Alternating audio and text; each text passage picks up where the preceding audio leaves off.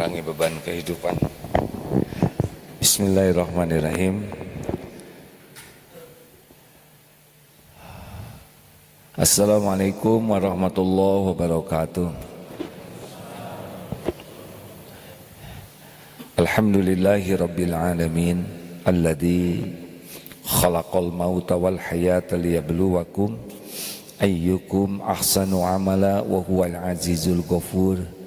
Allahumma salli wa sallim wa barik ala sayyidina Muhammadin wa ala alihi wa ashabihi ajmain. Para pemirsa yang budiman yang menyimak lewat medsos, hari ini hari Ahad pertama, mungkin akan jadi dirutinkan setiap Ahad pertama subuh kajian di Masjid Biru Blue Mosque Darut Tauhid di Eko Pesantren 2.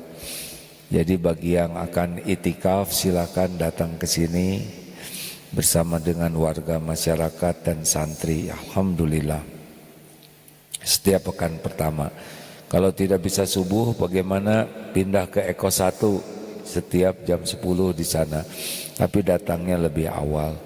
Di Masjid Eko 2 ini insya Allah akan diawali dengan Qiyamul Lail, dilanjutkan dengan muhasabah, sholat subuh, siaran, begitulah.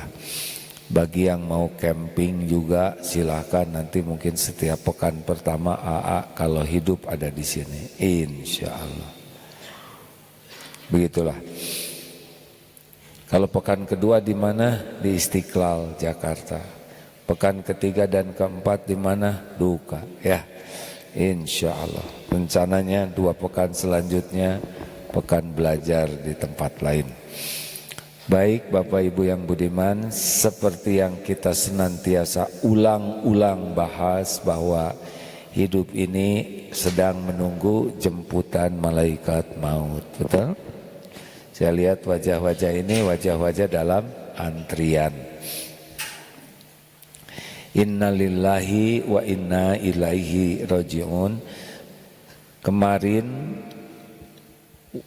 ada jamaah yang sudah berniat untuk itikaf di sini, suami istri, dan istrinya wafat di perjalanan. Itulah aja. Tapi wafat dalam rencana mencari ilmu, wafat dalam rencana itikaf ini insya Allah wafat yang baik.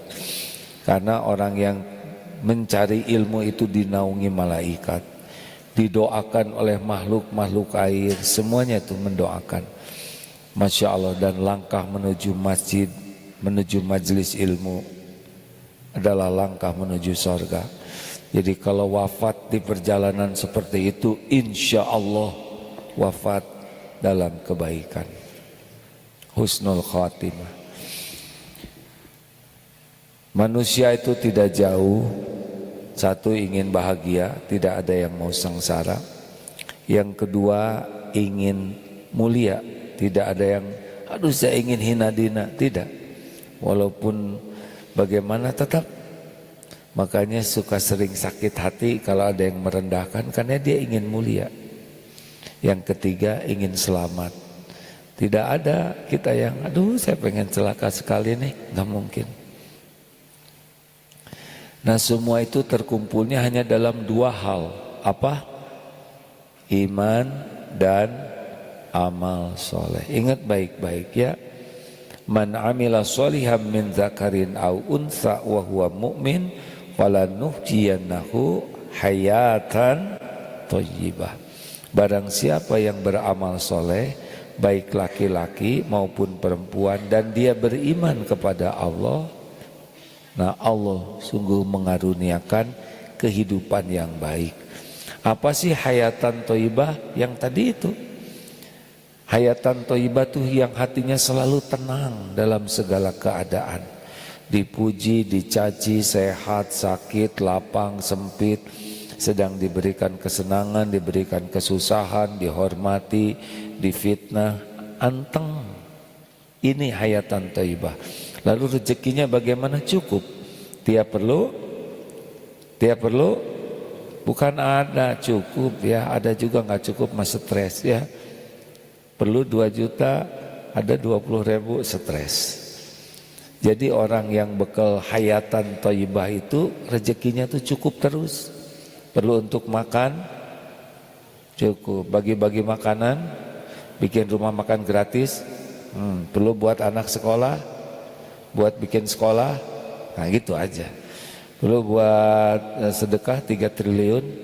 Nah itu ya, jadi orang-orang yang hayatan thayyibah itu rezekinya wakona kafafan, cukup. Lalu orang yang hayatan thayyibah juga ibadahnya enak ya. Jadi orang-orang yang jadi iman dan amal soleh. Apakah mungkin ada bahagia dalam dosa? Tidak ada.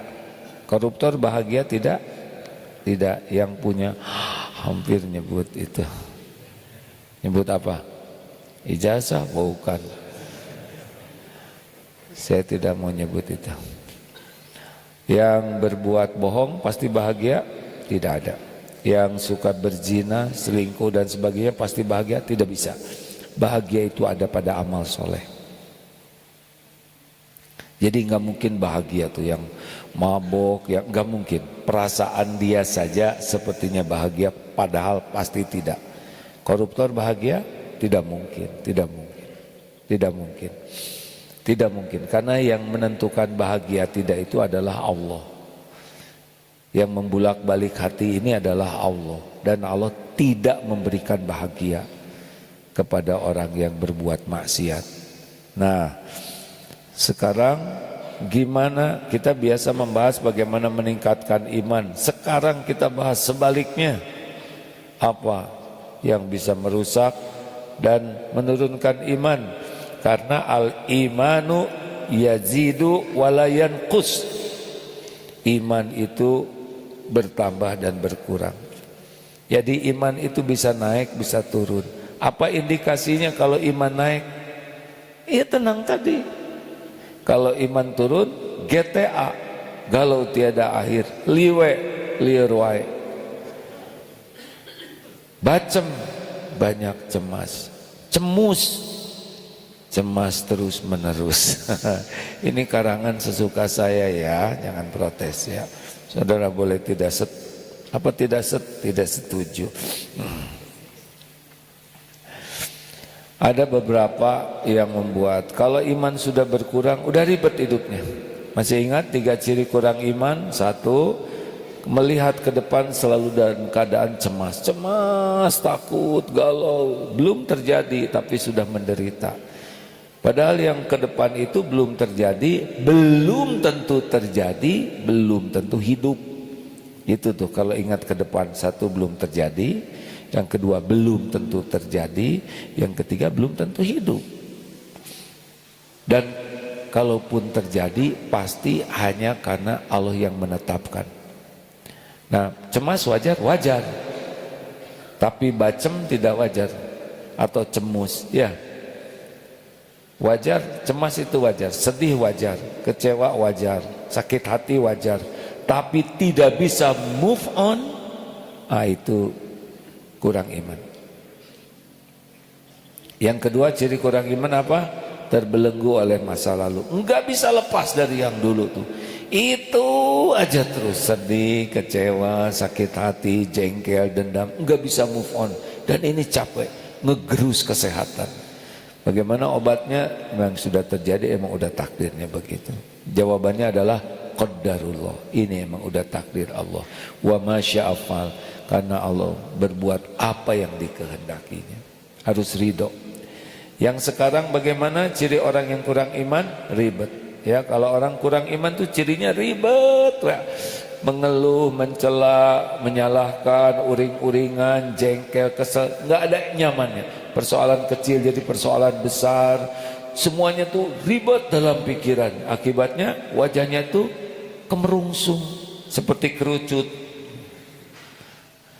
Iya, pokoknya mah kalau orang udah kurang iman pasti ketemu dia kurang aman dan kurang nyaman.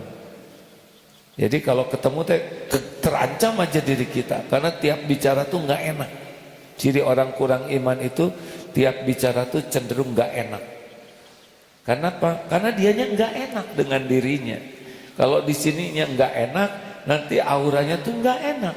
Raut mukanya, tutur katanya, celetak-celetuknya, komentar-komentarnya, pertanyaannya, jawabannya, gitu. Waduh, ini mirip suami saya, kata ibu-ibu. Saat yang sama, si bapak juga mikir, ini pas ceramah buat istri saya, gitu katanya. Jadinya nggak ada yang berubah. Bapak-bapak boleh angsrod ke depan, semakin banyak yang hadir ini.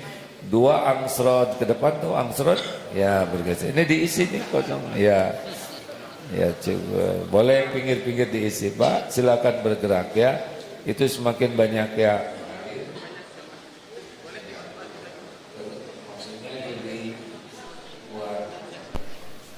Silakan.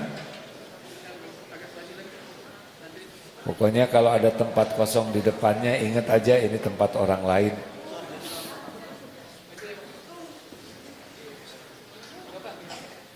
Dah ya. Jangan cemus ya. Terus apa saja yang membuat hati jadi cepat yang 3 tadi.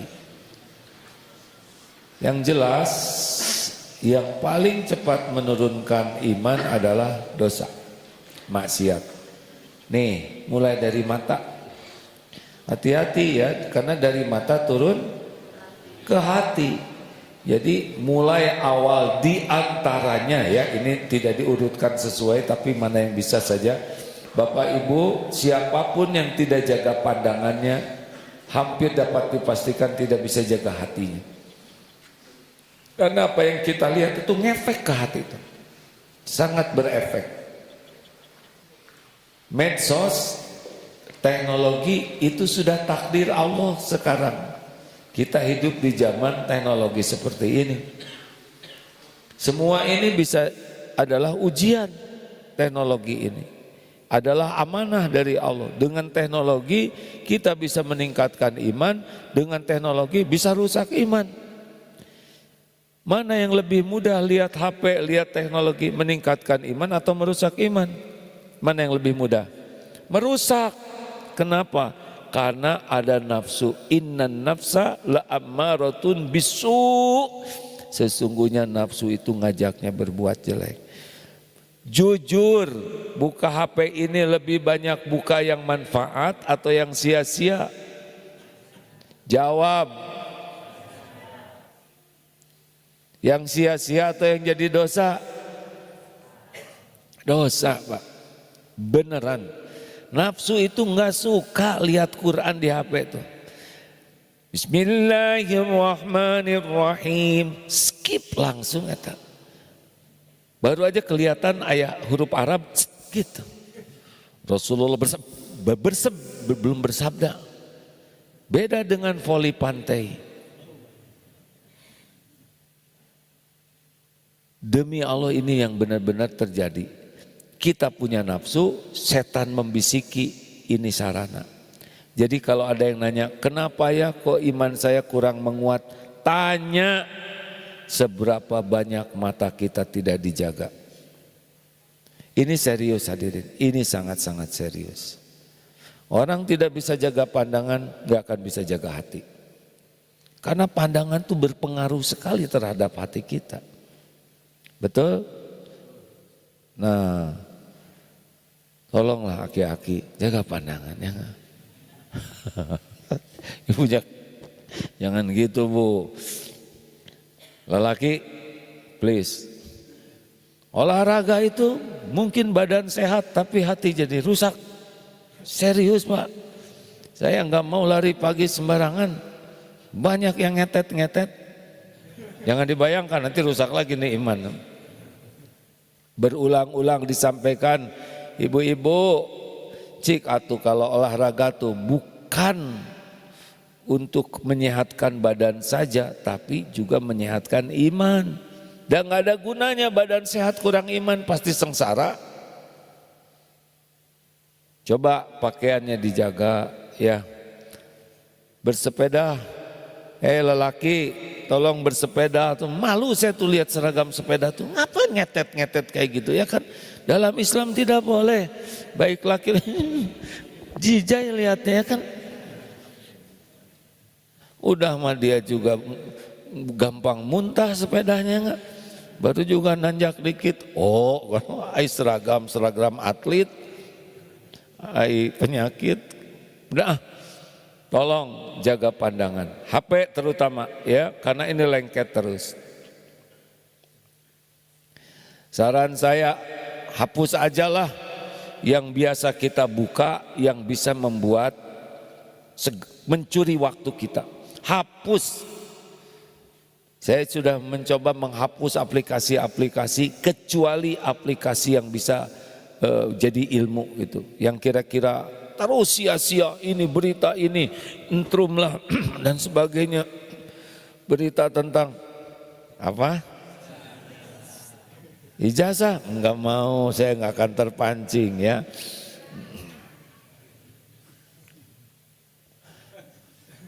Pokoknya mah yang kira-kira enggak manfaat dah.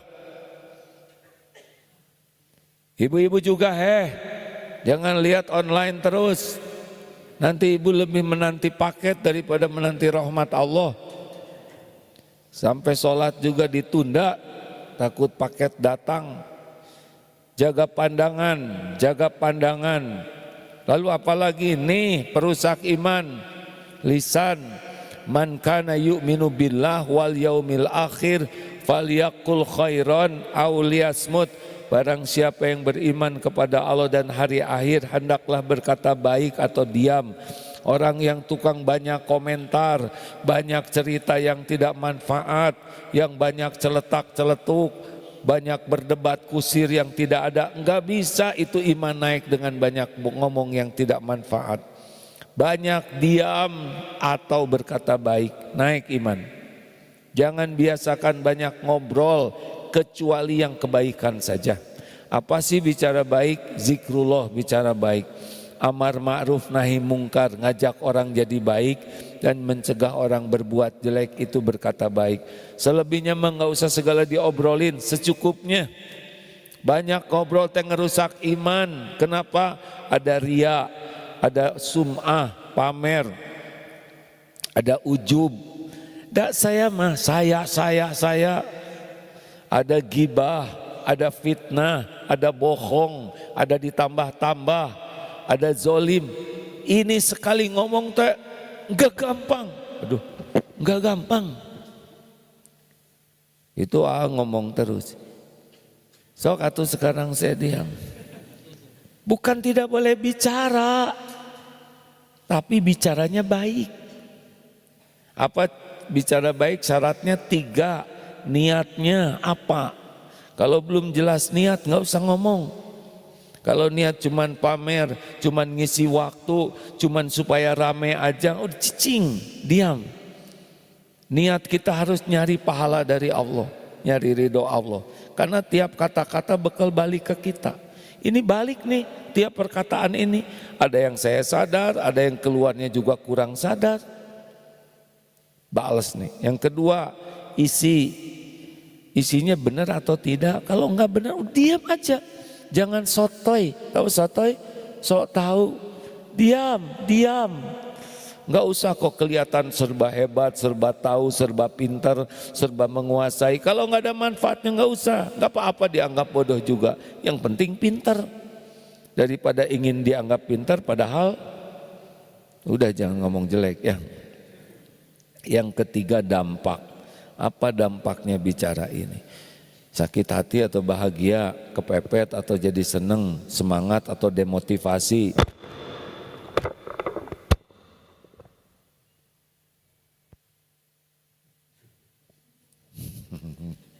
Nggak bicara tapi telunjuk bicara. Tiap perkataan ini ada efeknya Pak. Ada efek. Sedikit aja bicara. Ketemu teman, endut. Cukup endut itu. Kira-kira tersinggung tidak? Enggak, karena namanya endut. Ya enggak. Jangan sepatah kata pun kecuali kita yakini dampaknya apa. Itu tiap nada juga ada dampaknya. Makanya bicara itu tidak mudah. Yang paling aman tuh tidak banyak bicara. Karena kalau tidak bicara nggak ada bohong. Kalau kita tidak keluar kata-katanya, tidak ada gibah, tidak ada fitnah, tidak ada yang terluka. Benar? Tapi sekali keluar satu patah kata itu jadi masalah. Kalau tidak hati-hati. Makanya kalau ingin tahu apa yang merusak iman, lisan. Apalagi yang bisa merusak iman? Hati-hati ya, lihat konten-konten gitu tuh mempengaruhi sekali. Termasuk mata lihat ini barang-barang yang tidak ingin juga jadi ingin kalau nggak jaga. Padahal keinginan itu seperti meminum air laut, makin diminum makin haus. Bukan tidak boleh punya keinginan, tapi jangan sampai diperbudak keinginan. Jadinya nggak normal nanti hidup kita. Apalagi yang bisa merusak iman? Salgal, salah gaul. Jadi hati-hati nih teman-teman itu ngerusak atau memperbaiki. Karena bergaul dengan penjual minyak wangi ikut harum, bergaul dengan pandai besi bau bakaran. Jadi kalau kita gaulnya dengan orang-orang yang riweuh aja dengan duniawi, ikut kita ke sana. Gaul dengan orang yang sibuk aja barang aja nanti. Apalagi gaul dengan orang yang suka maksiat itu. Jadi kita harus punya banyak teman, bagus, banyak kenalan bagus. Tapi, untuk gaul dekat, pilih-pilih. Gak apa-apa gak banyak teman dekat, gak apa-apa. Kita pilih teman dekat yang bisa menguatkan iman. Apa cirinya? Orang kuat iman. Cirinya kalau kita ketemu beliau, kita jadi ingat Allah. Nambah yakin ke Allah. Tiap ketemu orang ini, gak tahu gimana. Kita tuh jadi kebawa ingat Allah, kebawa nambah yakin ke Allah. Itu teman dekat yang bagus. Yang kedua, tiap kali bicara, kita nambah ilmu, nambah wawasan, nambah dan lihat pola hidupnya, kita jadi ingat akhirat. Itu tuh ketemu ingat Allah, dengarnya jadi nambah ilmu, lalu lihat pola hidupnya jadi ingat akhirat. Karena orang-orang yang apakah kita nggak boleh gaul dengan orang kaya? Loh, Nabi Muhammad juga kaya, Abdurrahman bin Auf kaya, 9 dari 10 sahabat itu kaya-kaya. Boleh, tapi kayaknya membuat ingat Allah, kayaknya membuat orang ingat akhirat. Boleh. Emang yang agak berat itu gaul dengan pejabat.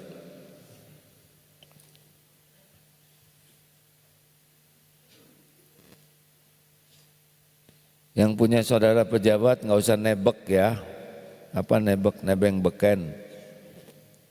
Menik kemana-mana disebut-sebut, tapi giliran udah dikasih rompi, dia langsung hapus.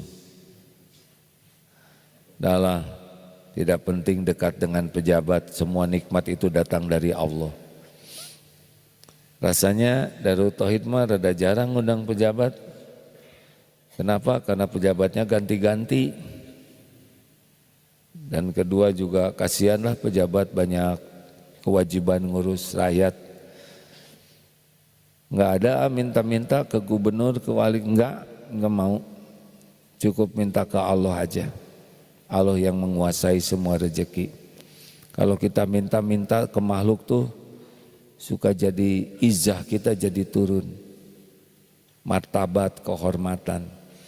Makanya jangan salah gaul. Bukan tidak boleh gaul dengan pejabat, silahkan. Tapi niatnya adalah bukan untuk nebeng beken. Tapi kalau mau dakwah di sana. Jadi hati-hati salah gaul, ibu-ibu. Jangan salah gaul ya. Lanjut. Apalagi yang suka membuat orang turun iman. Nah, tadi jaga mata, jaga mulut, jaga pergaulan, termasuk makanan, minuman, itu juga bisa merusak. Sok yang mabok kuat iman tidak? Tidak. Yang rewok juga ya, yang menggiling terus, pikirannya tuh lebih kepada makanan terus. Kita tuh makan sesudah lapar, berhenti makan sebelum kenyang. Jangan diperbudak oleh nafsu perut. Kalau kita makan banyak, rada susah tuh. Orang yang makannya pengen enak terus, hatinya cenderung kurang empati kepada yang susah. Nanti kalau punya medsos, kecuali yang bagian review makanan, udah nggak usah segala ditayangkan ya. Ini makanan enak potret, itu kasihan yang lihat, nggak semuanya punya uang buat beli, betul tidak? Oh lanjut, yang punya medsos, rakon, tahu rakon? Raja konten atau ratu konten, hati-hati itu bisa merusak iman itu. Kalau pikirannya terus followers, like, subscribe. Hadirin, apalagi kita pakai beli orang pakai komputer supaya ada like, apa-apaan ini kan? Nggak ada apa-apanya. Banyak follower, punya medsos, punya, ini lagi ditayangkan.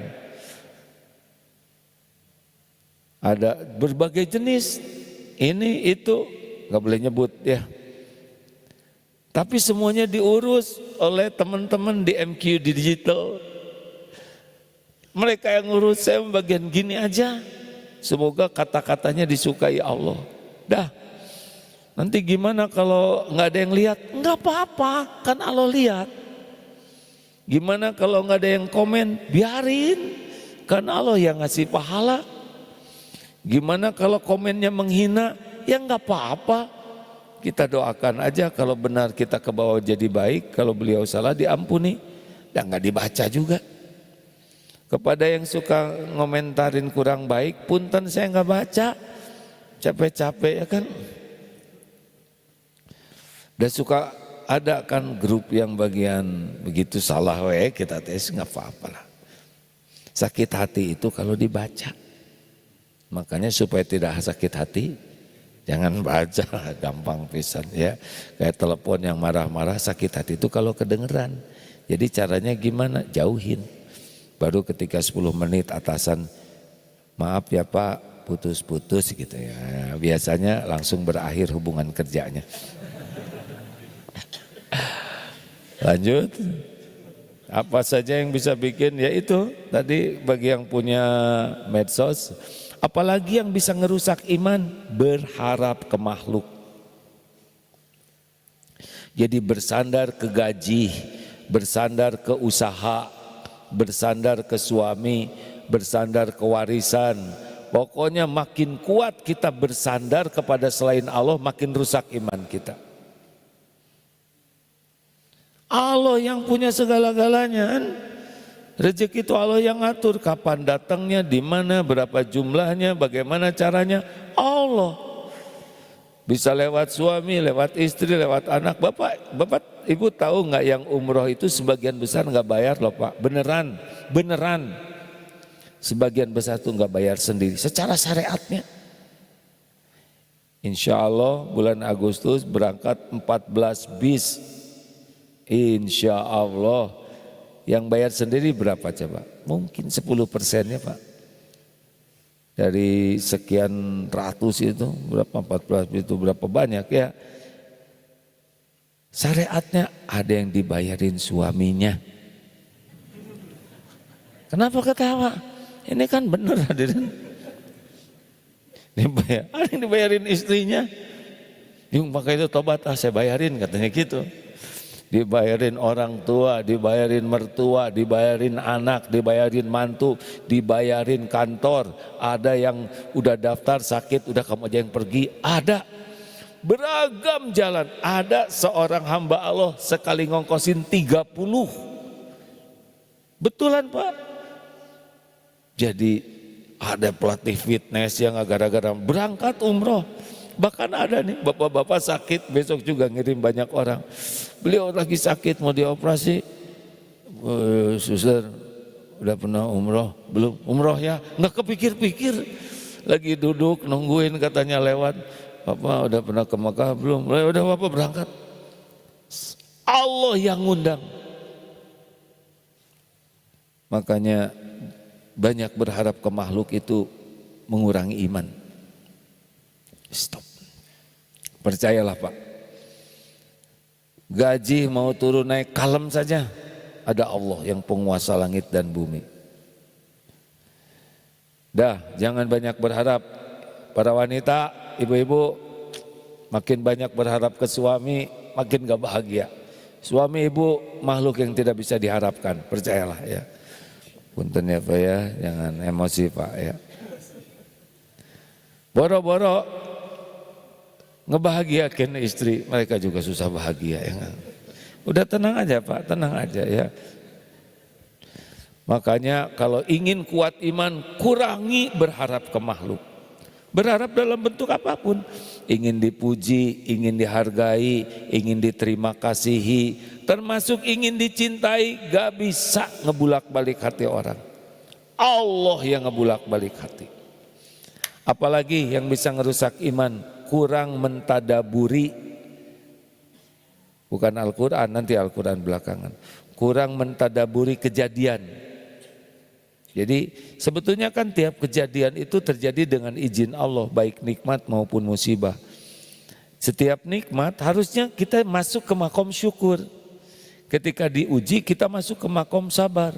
Aduh, saya sakit, aduh ini nggak kuat, ini flu tuh nggak sembuh-sembuh, saya pening sekali. Nah, ini kurang iman nantinya Pak.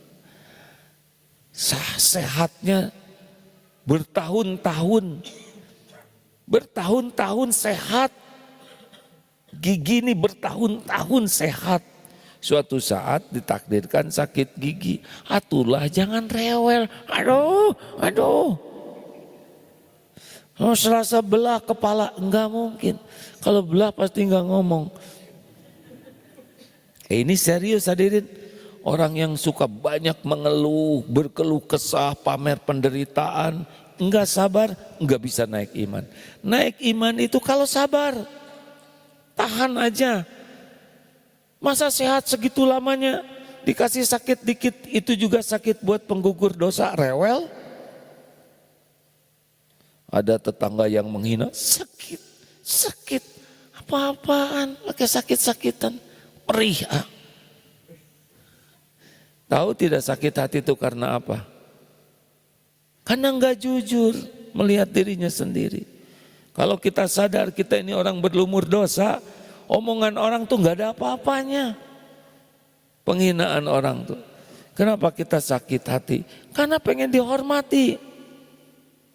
Kalau itu udah hilang dari diri kita, anteng hidup ini. Makanya kalau nanti lagi diuji, pengen kuat iman, sabar. Enggak usah rewel, enggak usah berkeluh kesah. Jangan posting penderitaan.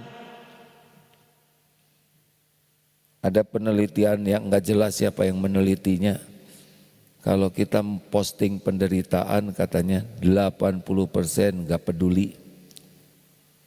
16% gembira lihat kita menderita. Sisanya 4% nek. Selesai 100% gagal total. Mau ngapain juga kita pamer penderitaan? Gak akan ada yang bisa nolong selain Allah. Enggak. Orang pamer penderitaan itu akan merusak imannya. Jalanin saja. HHN apa? Hadapi, hayati, nikmati. Jalanin aja hidup ini kayak air mengalir aja terus. Ngalir aja, show must go on. Apa artinya? Mengalir, ya. Benar gitu? Om kan udah agak lama itu. Aku kan udah lama hidup ini. Udah banyak yang hamba jalanin. Udah banyak Pak. Mau dibulak balik mikir juga pusing sendiri. Mendingan ngalir. Semua ujian udah diukur oleh Allah, ada waktunya. Sudah diukur oleh Allah. Dan untuk kebaikan kita, dosa kita tuh banyak. Sholat kita penggugur dosa, enggak bisa ngegugurin kecuali dikit. Sedekah kita pelit, enggak bisa ngapus karena dikit. Seperti api unggun ya, atau kebakaran rumah disiram pakai 1 sendok kecil, sendok gitu. Itu kan sedekah kita kayak gitu. Dosa melimpah ruah, sedekah 2.000. Gitu. Allah sayang kepada kita, jelebet, dihina, difitnah, sakit, bangkrut, kejedut, digigit, gogog, apa aja. Itu izin Allah semuanya untuk kebaikan kita, penggugur dosa. Gak usah rewel, punya dosa tidak? Mau digugurkan oleh Allah, mau dihapuskan dosanya, yaitu lewat orang yang menghina, yang marah, yang memfitnah, yang nyolong, itu semua izin Allah. Itu semua baik bagi kita. Penggugur dosa, penambah pahala. Gak usah diladenin dengan sikap yang sama. Jelas Pak? Jadi kalau istri marah-marah sama suami bagaimana? Diam justru jadi masalah, kenapa diam aja? Kok salah terus ya? Ya emang. Semuanya izin Allah Pak. Sabar ya, gak usah banyak ngadu kemana-mana. Di statusnya tolong. Ya Allah, hanya Engkau lah yang maha penyayang makhluk. Tahu-tahu damai dia. Habis posting tuh. Dia sendiri udah akur. Yang baca posting, wah ini pasti berantem katanya. Jadi fitnah. Dia lupa menghapus postingannya. Udahlah, jalanin aja. Kalau dikasih nikmat syukur. Karena dikasih nikmat tidak disyukuri ngerusak iman. Wah anaknya bagus Bu lulusnya. Siapa dulu dong orang tuanya. Padahal orang tuanya enggak jelas tuh. Enggak jelas apanya. Ijazahnya. Jangan merusak iman saya Pak. Ini saya diganggu terus ini oleh kelompok ijazah ini. Diam ya. Ada lagi yang bisa merusak iman, jarang datang ke majelis ilmu, terutama yang mengkaji tauhid. Pokoknya orang kalau udah jarang ke majelis ilmu seperti HP nggak dicas, hang langsung. Nggak bisa. Pupuk iman itu ilmu, pemandu amal itu ilmu. Orang tidak belajar agama pasti ngarang hidupnya. Ngarang Pak, ngarang itu mumet. Silakan Bapak sekarang cari alamat misalkan di suatu perumahan yang tidak jelas alamatnya. Pergi ke sana stres sepanjang jalan. Silakan masuk ke hutan, tidak ada pemandu, stres sepanjang jalan. Agama itu adalah panduan hidup. Makanya maaf ya, kalau kita lihat sekarang, wah banyak ini pejabat ini, profesi ini, itu termasuk, berbagai udah dididik, dilatih, nggak bisa. Kalau dia nggak belajar agama dengan benar, kalau dia nggak belajar tauhid, dia nggak akan takut ke Allah. Yang bikin orang ngerem dari perbuatan maksiat itu adalah takut ke Allah. Makanya berbahagialah ibu-ibu kalau punya suami takut ke Allah. Hati-hati ibu-ibu kalau punya suami takut ke ibu. Kalau takut ke ibu baiknya cuma di depan engkau. Tapi suami takut ke Allah, udah di mana-mana dia nggak akan jaga diri.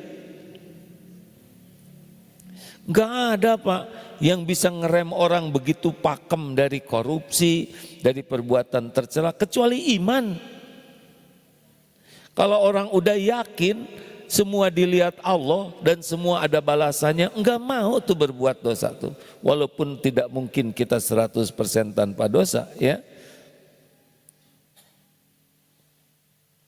Nah pintunya adalah belajar agama. Jadi kalau pelatihan, pendidikan, sekolah, apa dididik ini, dididik itu, otot kawat, balung besi, leher beton, urat kabel, wajah asbes. Tapi hatinya nggak dikuatin iman, itu badan kuat itu bisa zolim Pak. Nah lihat, senang belajar agama enggak? Belajarnya diawali belajar tentang Allah enggak? Itu ada orang senang ke pengajian, malah dia bagian ceramah, tapi kenapa kok kelakuannya kayak gitu? Jadi kalau orang kuat iman itu katanya nyaman Pak, sehingga aura yang memancar nyaman. Tapi orang itu ngomongnya tuh gak enak terus padahal dia pakai dalil, mungkin hatinya tidak nyaman. Kalau di sini tidak nyaman, nanti dalil Quran, hadis itu hanya digunakan untuk memfasilitasi ketidaknyamanannya. Kalau dia sebel tembak pakai dalil, ya enggak?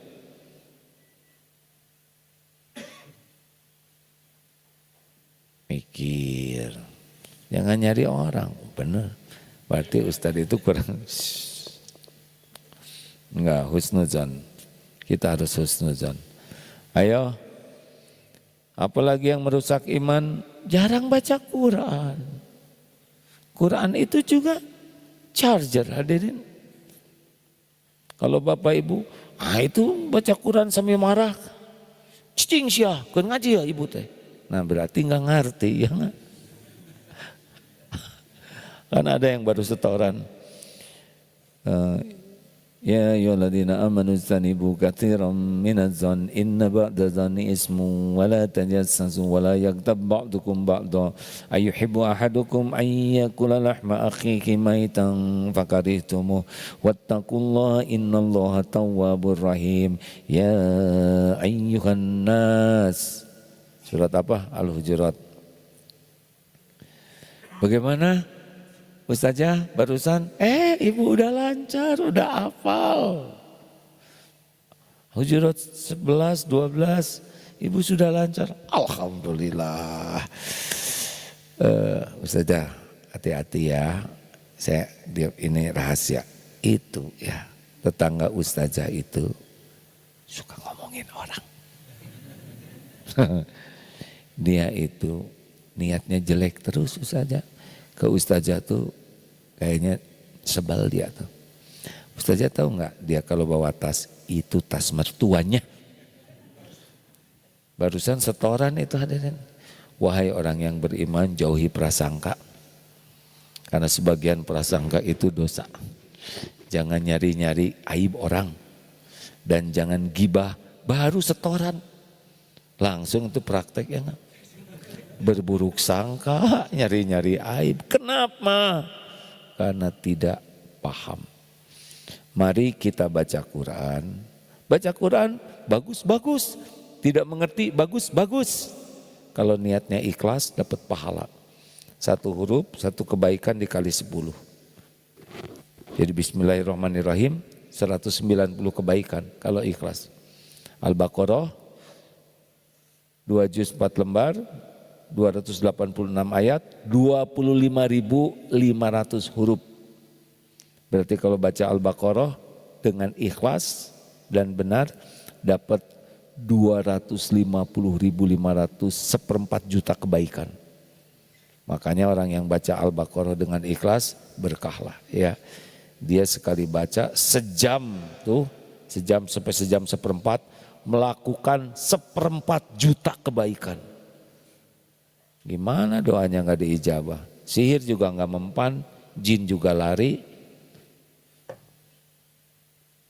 Tapi panjang, udah nggak usah baca.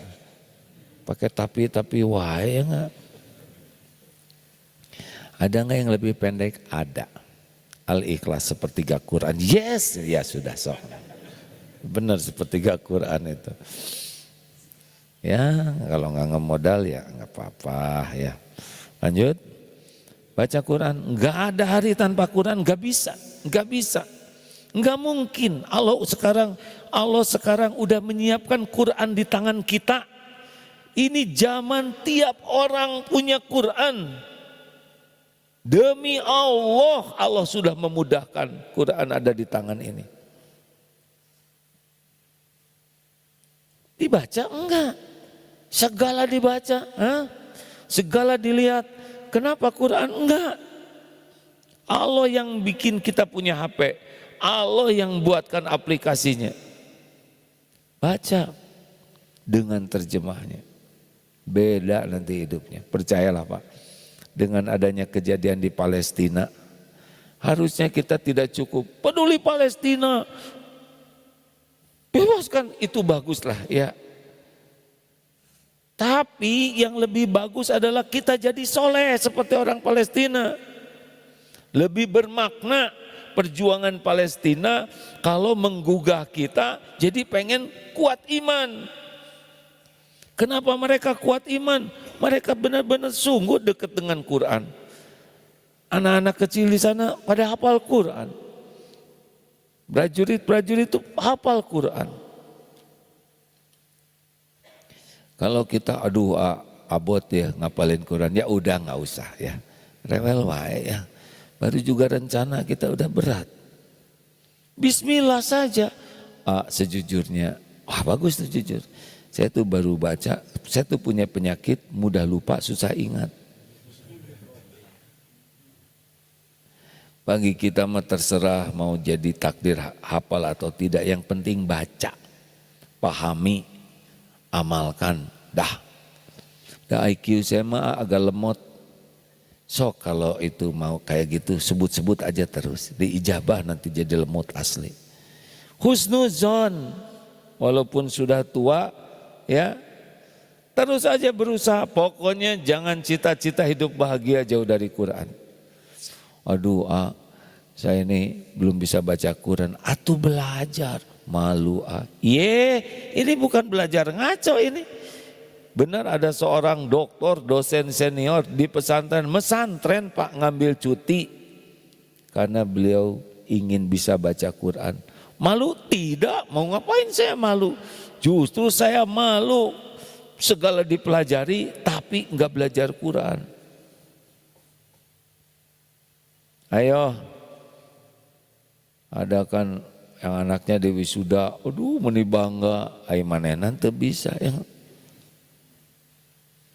Ayo dong nah hafalin Quran, ibu ingin kalian bawa mahkota, kata anaknya teh atuh bawa sendiri ibu ya. Jangan ngomong gitu anak-anak, awas dong. Enak si bapak ya nggak pengen anak-anak bawain mahkota, dia ke orang tuanya enggak. Kan berapa banyak orang tua yang ingin anaknya bawa mahkota, dia mah nggak kepikir bawa mahkota buat orang tuanya. Ayo kurangi medsos, baca tuh Quran. Ini serius, baca dengan terjemahnya. Orang-orang non-Islam yang lihat Palestina tergerak beli Quran terjemahnya, mantep Pak, mereka jadi kenal Allah. Apalagi yang bisa ngerusak iman, taraka masjid. Ini masjid itu charger asli Pak. Ada katanya seorang pejabat yang anti sekali kegiatan di masjid. Nggak bisa dapat hidayah, padahal dia lelaki. Kalau ke masjidnya udah nggak pernah, susah. Ini rumah Allah ini. Salah satu yang membuat orang lemah iman teh jarang ke masjid. Pernah dengar lelaki solehah? Pernah dengar tidak? Nggak mungkin lelaki solehah. Masa ada lelaki solehah? Apa cing lelaki solehah? Yang sholatnya di rumah terus? Bukan, itu kedul namanya. Pak, nggak bisa. Kita untung di Indonesia ini dimudahkan masjid. Waktu di Jepang Pak, di Hokkaido, di kota Sapporo, waktu ke sana 2 kali saya ke sana teh, itu orang semangat ke masjidnya luar biasa. Badai salju Pak, dalam itu -8 tapi feels rasanya -14. Gini aja lah Bapak masukin aja kepalanya ke freezer gitu. Dingin, Salju tebal segini, naik sepeda susah, jalan aja susah. Subuh pada ke masjid Pak, termasuk mu'alaf. Ada seorang mu'alaf yang dia nyetir dalam keadaan berat juga, ngejemputin orang Islam supaya ke masjid. Pulang pergi tiap hari untuk subuh dan isya ya, karena siang dia ngantor. Ke masjid, ya masuk segernya ya enggak. Makanya udahlah nggak usah cerita pengen hidup bahagia. Allah dekatkan dengan masjid, tidak mau ke masjid. Insya Allah hari ini sore saya ke Perth, ke Australia, ke Masjid Darut Tauhid di sana. Bapak kalau lihat ya di Masjid Darut Tauhid di Perth itu Pak, di masjid yang Allah amanahkan ke DT, itu ramai Pak. Saf-saf tuh panjang, banyak. Dan pergi ke masjid itu pakai mobil semuanya. 10 menit, 15, atau artinya 10 kilo Pak. Artinya rumahnya sekitar di Cimahi baru ke sini. Nggak ada yang dekat-dekat. Karena di sana kan jauh-jauh, 5 menit, 10 menit itu kali kilo. Kalau 1 menit 1 kilo, berapa 10 kilo tuh. Ngumpul, makanya kalau udah tahu fadilah keutamaan masjid tuh, ingin kuat iman, udah ke masjid. Tapi di masjidnya bukan lihat yang enggak. Yang menikah masjid ya liar deh Imam. Loba urusan katanya. Yang di masjidnya juga diam teh kinewe terus. Kenapa Bapak Akang sekarang rajin itikaf? Kontrakan mahal atau bukan itikaf itu ya. Ibu kenapa ke masjid dikegel dah pemajikan saya tengok. Nah Bapak Ibu masjid, dan yang paling top menguatkan iman adalah la yazarul lisanuka ratban min dzikrillah. Kalau ingin iman menguat udah banyak zikir. Sebut saja nama Allah sebanyak-banyaknya dengan ikhlas. Fadzkuruni adzkurkum, maka ingatlah padaku, aku ingat padamu. Jadi penyebab utama lemah iman jarang zikir. Ayo zikir aja, pilih mau yang mana. Astagfirullahaladzim. Atau alhamdulillah badan sehat, alhamdulillah rumah ada, alhamdulillah anak-anak, alhamdulillah rezeki, alhamdulillah. Buka sekarang dosa, astagfirullah.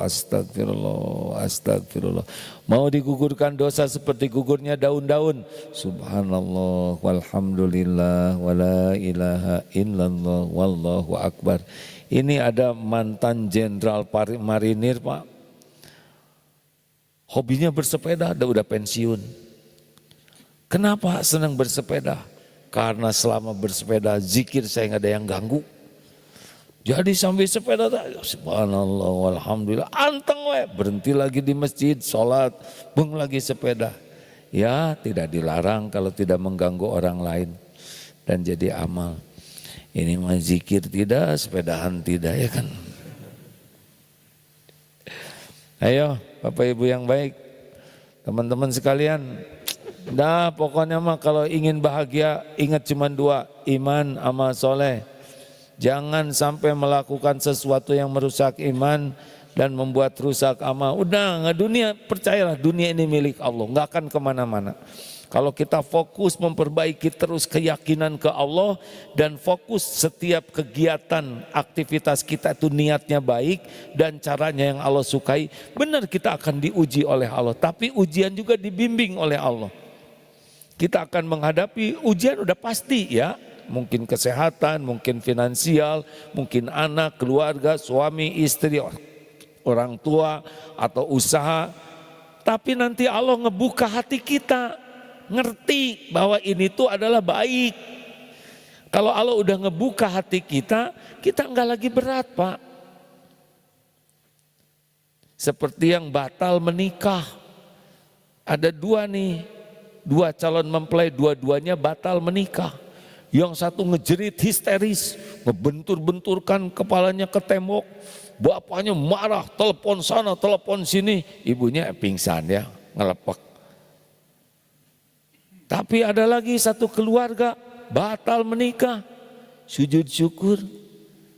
Gimana nak batal? Oh Pak, ini semua qadarullah, takdir Allah. Bukankah kita minta yang terbaik dan pasti Allah menggagalkan, inilah yang terbaik. Tapi gimana itu sewa gedung, udah ya nggak apa-apa. Itu berarti udah rezeki mereka. Kalau bisa dipulangin syukur, kalau enggak ada masalah. Ini undangan udah disebar, ya mungkin ada teman yang mau ganti nama ya. Kita malu dong, enggak ada yang malu, tinggal beritahu aja qadarullah yang rencananya hari Ahad tanggal 8 akad nikah. Allah belum mengizinkan terjadi sehingga pemberitahuan ini memberitahukan bahwa walimah urus hari ini tidak jadi dilaksanakan. Semoga hikmahnya bisa didapatkan oleh kami dan juga semua jamaah. Beres, kenapa harus maluan? Kejadiannya sama, yang ini ngejongkeng, yang ini bersyukur. Apa yang membedakan? Iman. Kenapa kemarin pilkada tidak ada yang tidak ke dewan tapi jadi ke rumah sakit jiwa, ya kan? Kenapa? Masalah iman aja Pak. Kalau orang beriman, kalau memang nggak ada takdirnya jadi ya nggak jadi. Kenapa bisnis banyak yang stres? Padahal bisnisnya Allah yang ngatur rezeki. Tender ya tender saja. Kalau enggak ya memang bukan rezekinya. Kenapa ribet? Betul tidak? Makanya orang-orang yang kuat iman mah enggak ribet. Orang yang kurang iman namanya buribet. Suaminya masruwet. Begitu. Terima kasih hadirin sekalian. Masya Allah. Kepada teman-teman yang berada di Bandung dan sekitarnya mau ikut kajian jam 9 pagi di Eko Pesantren 1, 3 km ke bawah dari tempat ini ya. Lalu insya Allah pekan yang akan datang kalau masih ada kita jumpa di Masjid Istiqlal Jakarta. Doakan semoga perjalanan ke Darut Tauhid Perth ini membawa hikmah. Karena 7 tahun ngurus izin dari 2017 dan sekarang sudah keluar izin masjid. Sebelumnya hanya izin gereja. Gereja itu cuma sekali seminggu keramaiannya. Sekarang jadi 5 kali sehari. Itu tentu izinnya berbeda. Ya, alhamdulillah izinnya sudah sempurna sekarang. Allah yang mengatur. Terima kasih. Subhanakallahumma bihamdik. Asyhadu alla ilaha illa anta astaghfiruka wa atubu ilaik. Assalamualaikum warahmatullahi wabarakatuh.